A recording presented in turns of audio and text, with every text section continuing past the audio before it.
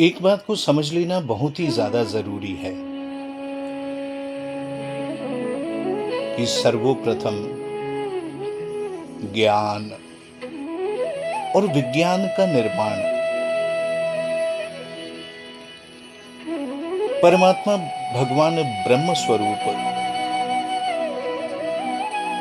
वाल्मीकि महाराज जी द्वारा ही हुआ है, जिन्होंने कई युगों तक अपनी ऊर्जा को एक पिंड में निर्माण किया और उसका एक नाम रखा ब्रेन। इस विश्व का दिमाग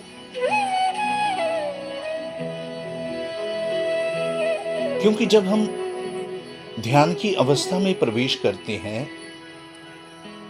तो सबसे पहले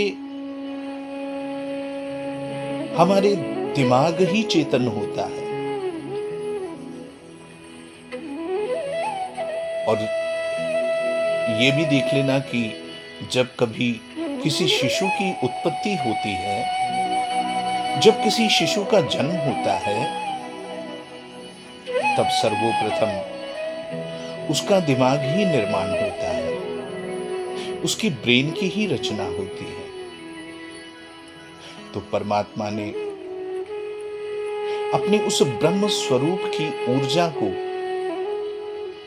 संगठित करके ज्ञान और विज्ञान की उस ब्रेन की उत्पत्ति की, उस दिमाग की उत्पत्ति की, जिसे हम श्री योग वशिष्ठ महारामायण के नाम से जानते हैं। विश्व को ये विज्ञान को जानना हो तो पहले अपने आप को जानना होगा, क्योंकि पहले ये जानना होगा कि क्या हम उस ज्ञान और विज्ञान को जानने के पात्र हैं कि नहीं। पहले ध्यान के द्वारा उसकी तैयारी करनी बहुत ज्यादा आवश्यक है।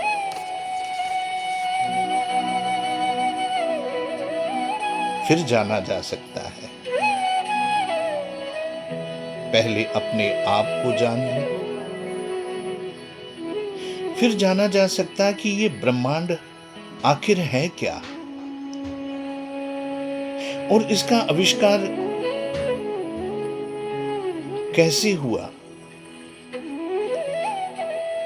इसकी विधि क्या है।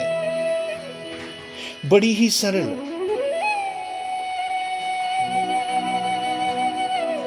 केवल और केवल ध्यान के द्वारा ही इसे जाना जा सकता है,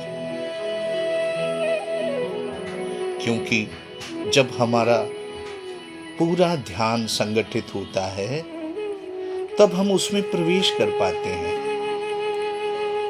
श्री योग वशिष्ठ महारामायण में भी परमात्मा भगवान वाल्मीकि जी हमें यही दृष्टांत देते हैं कि पहले अपने आप को जानने की कला सीख लो, और वह कला केवल और केवल ध्यान ही है। जय माता।